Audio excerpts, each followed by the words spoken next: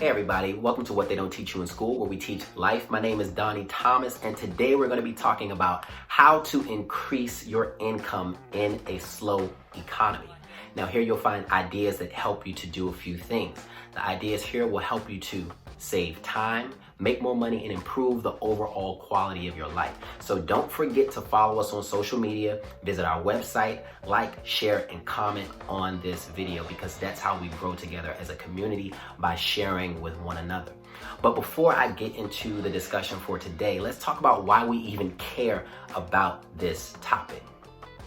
So today we're living through a pandemic that has impacted us all on a global scale.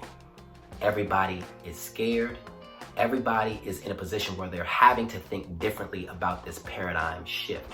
And many local, state, and federal government agencies are coming into a posture where they're anticipating this social distancing posture through June of 2020. And that's a lot of time for us to be dealing with the challenges that come with this particular pandemic.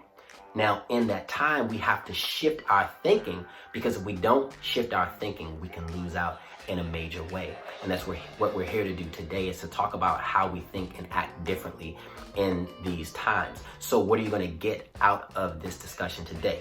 One, I'm going to share with you a different way of thinking so that you can shift your mind, because we are in a place where there's a paradigm shift that's happening. Never before have we seen, or have I seen, a situation where folks can't go outside or being urged to stay at home, and businesses are shut down for an extended period of time. We can't even go to a restaurant and sit down and just enjoy those simple things in life. So this is definitely a paradigm shift. So I'm going to be teaching you a different way of thinking. Number two, I'm going to talk about the CARES Act in the context of this whole thing and how it can benefit you. And number three, I'm going to share with you some tools that have helped me in slow economies like we experienced back in 2008.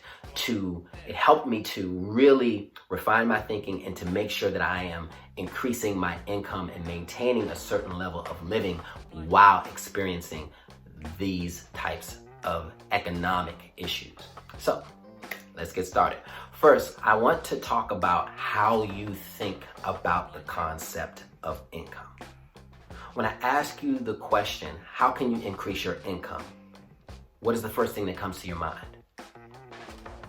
Most of you are going to think about getting another job, asking for a raise, or having some additional stream of income in order to increase the money that's coming into your home or your business.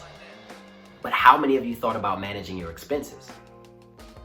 Not many people probably think about managing their expenses, but businesses do.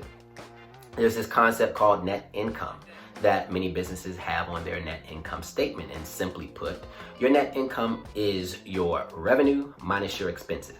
That equals your net income. Now, there are only two ways to increase your net income. That's by increasing your revenue, the money that you bring in, or decreasing your expenses, the money that you are spending. Now, when you're thinking about income with that perspective, I'll share with you a story from my own life. So as a real estate investor, one of the things that I do frequently, especially annually, is I do an analysis of all my expenses. And one area that I look at is insurance. How much money am I spending in insurance? Now, one year I analyzed a few of my insurance policies, and I found that I was paying more than I needed to for a few of my policies. And through research and reaching out to the right people, I was able to save $1,000 for the year on insurance. Now, $1,000 may not be a lot to some of you. However, that's $1,000 that I was able to spend elsewhere to do something more important with, rather than spending it on insurance, which I really don't use all that much outside of just making sure that I have that protection in place. So that's a story from my life about how I analyze my expenses, and you can find out more on our website with the real estate investment model for wealth, but I won't get into that in detail here, because that's not really the focus of today's discussion and video.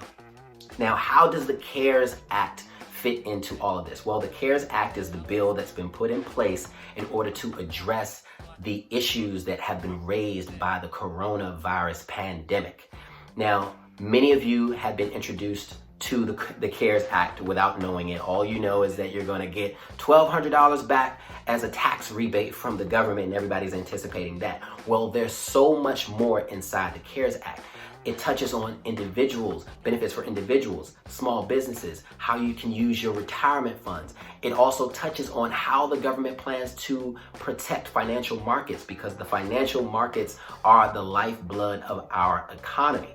And I'll just touch on a few of those things a little bit more here. Let's talk about that $1,200. Well, the first thing to know about the $1,200 is that everybody is not going to get it. The $1,200 for the individual that you'll receive as a tax rebate phases out as you make $75,000 or more. So there are a lot of things within that particular provision within the bill that you need to be knowledgeable about. So reach out to your tax professional or whoever does your taxes so that you can learn more about how or whether or not that will actually apply to you. But there were two other areas in the bill that actually intrigued me a little bit more. It was the discussion around retirement and how the government is going to support financial markets. So when I was looking at the provisions on retirement, one of the things that it states in the CARES Act is that it's going to remove the 10% penalty that many of us will face if we try to reach into our retirement fund earlier than what we need to.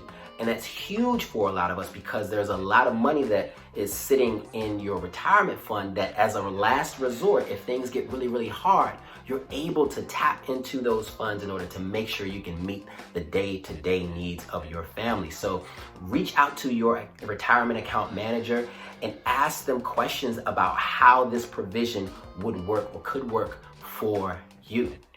Now, as far as how the government plans to support financial markets, there's a provision that speaks about the government being able to provide and put in place a guarantee program for money market mutual funds. And this is huge because another way for us to make money is by investing it.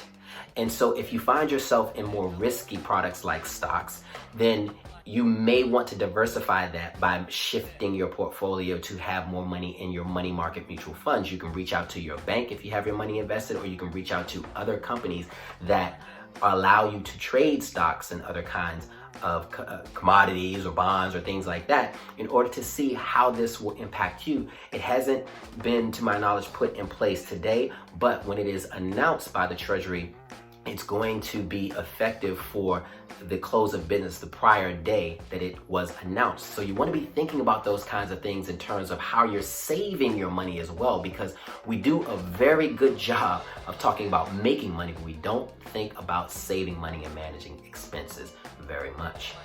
Now, with all of that said, what are some of the tools that you can use in order to save you money and time? Well, there are a few things that I've used that I've found beneficial. When we are talking about time, a lot of the things that have saved me time have to do with planning. So planning my budget as well as planning my time.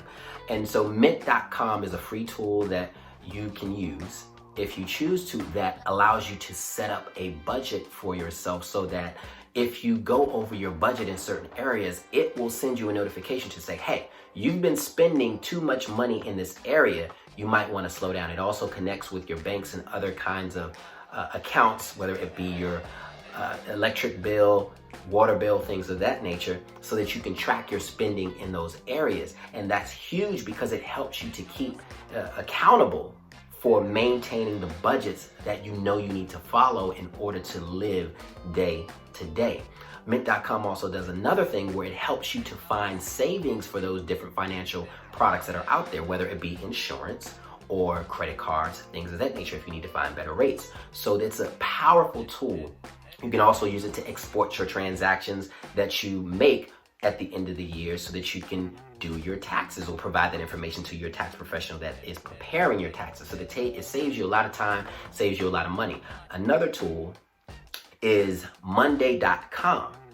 I cannot tell you how much this tool has improved my efficiency because, again, it keeps me accountable for the actions that I need to take in order to be successful, in order to make sure that I'm following methodical steps to save money and to do the things that I need to do for myself and for my family. Now, with that said, I'd like to really thank you guys for watching this video. I hope that it was beneficial for you.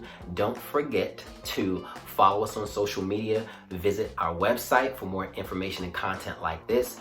Also, like this video, share this video, and comment. I don't care what your comments are, good, bad, or ugly. I just want them to be beneficial to the community because, again, that is how we grow as a community.